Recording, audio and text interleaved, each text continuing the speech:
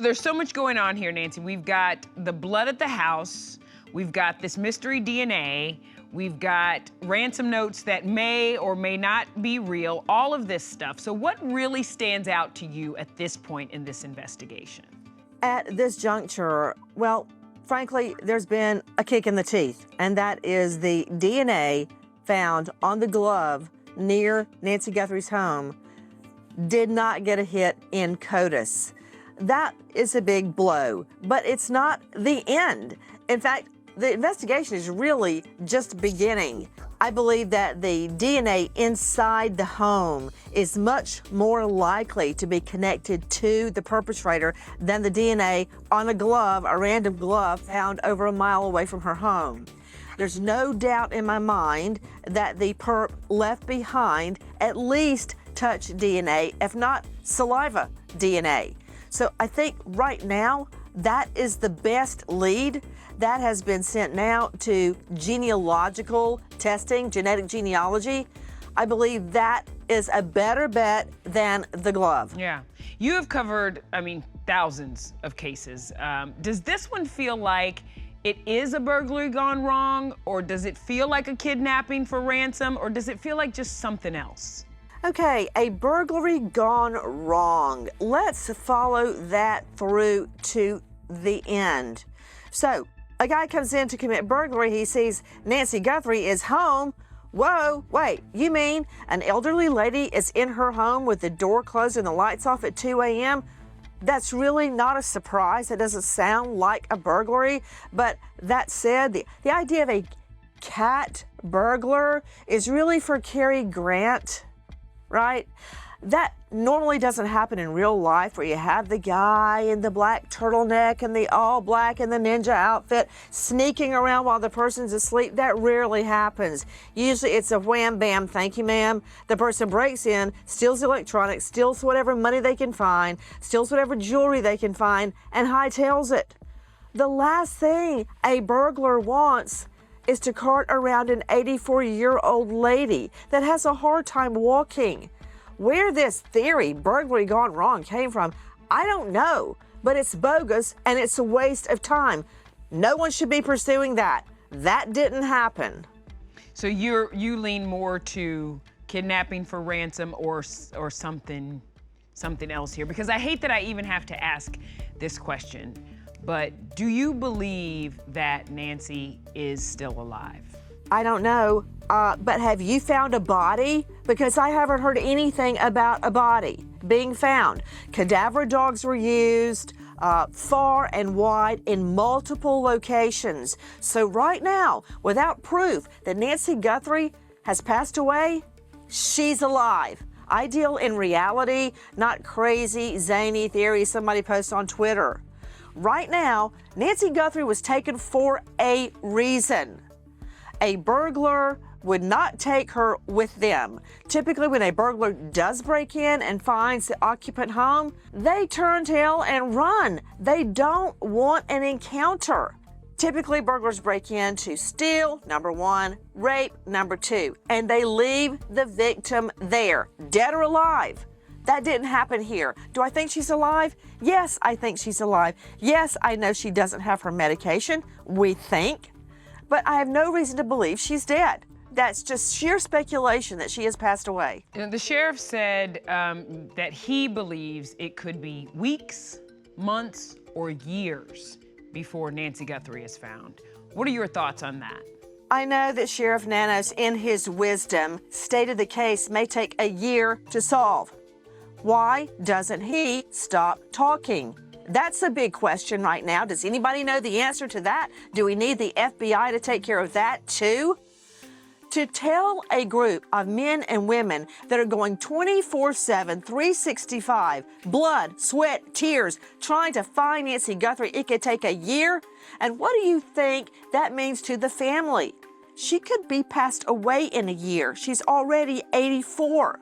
I don't know why he stuck his other foot in his mouth. I'm surprised there's room in there. You know, the DNA from the glove didn't match anybody in the FBI's database. Is that shocking to you that there was not one hit? Many have asked me, am I surprised that there was not a CODIS hit on the glove, the random glove found on the side of the road nearly 2 miles away from Nancy Guthrie's home? No, I'm not surprised. What I will be surprised about is if through the use of genetic genealogy, we cannot find a trace of the perp from touch DNA or DNA left in the home. And when I'm asked, there wasn't even one hit. Well, it only takes one hit. And remember, when you're talking about genetic genealogy as opposed to a hit in CODIS, which is a national data bank, genetic genealogy goes all the way back to the people that floated over on the Mayflower. And it will be very difficult for me to believe that not one person since way back when has not had their DNA, either them, a distant relative, an aunt, a cousin, a child, a grandpa, a grandma, a grandchild, enter their DNA into one of the ancestry websites. Now, how does that work? Think of Joseph DeAngelo, the infamous, the notorious Golden State Killer. He terrorized women, he raped, he killed for years. And he was a former cop, by the way, and moved jurisdictions. Why? He was so hard to catch. His DNA was entered into the genetic genealogy database. Bam! They got a hit. They narrowed it down to who, in relation to whoever's in the database, what relative lives in the area. They narrowed it down to him. They watched him. They got his DNA off of his car handle when he went into Hobby Lobby and match, arrest, conviction. I'd be much more surprised if that didn't work than a random glove on the side of the road. So you think that DNA is what's gonna crack this case? I believe that DNA, deoxyribonucleic acid, will go a long way to cracking this case. But I believe in old school. Some call it gumshoe. I guarantee you, somebody knows who is holding Nancy Guthrie. There is a $200,000 reward. That's nearly $250,000. A girlfriend, an ex, a neighbor that hasn't put together 2 + 2 yet. And it will crack. And remember, wild speculation only hurts the investigation and the Guthrie family. And I'm talking specifically about our friend Savannah. You know, we thought maybe there was some momentum happening with the doorbell video that we had, but now it seems like that has cooled off as well. What's your take on that? Is this like leads? No, you know, kind of having these dead ends. Is that normal in your experience? Many people have expressed their disappointment and their exhaustion in this case. You know what? Suck it up, little sister. That's what these cases are about. Yes, many people not in the business of solving crimes had their hopes dashed and perceived it as a setback, that the investigation lost momentum when nothing was obtained from the porch guy video. That is just the beginning of the investigation.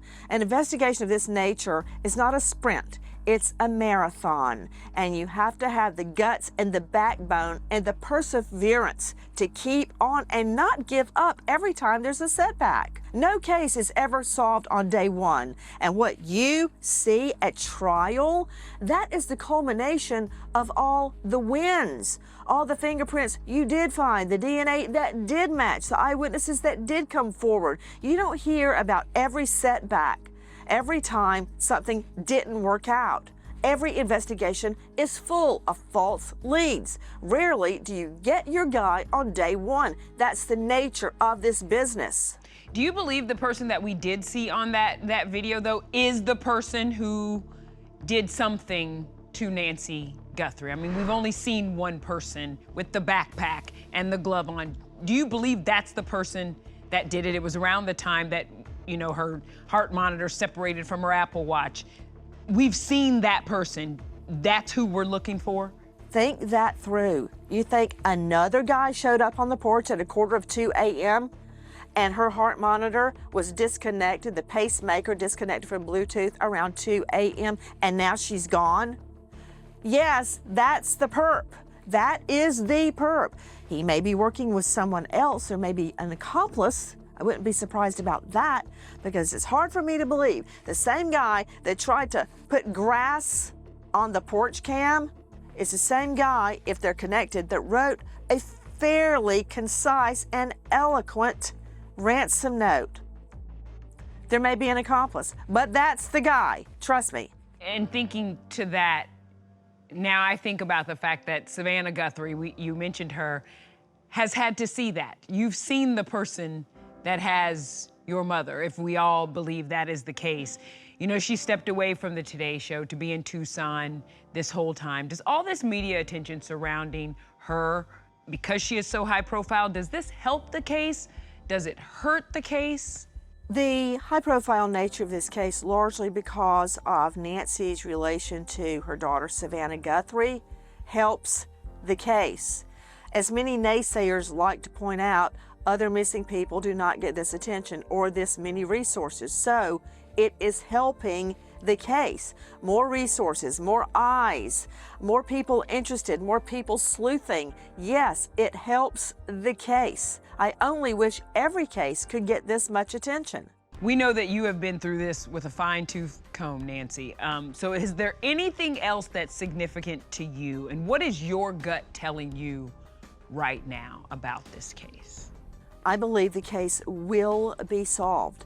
I think we will find who took Nancy Guthrie, but I still believe that this is a race against the clock. We have to find her quickly.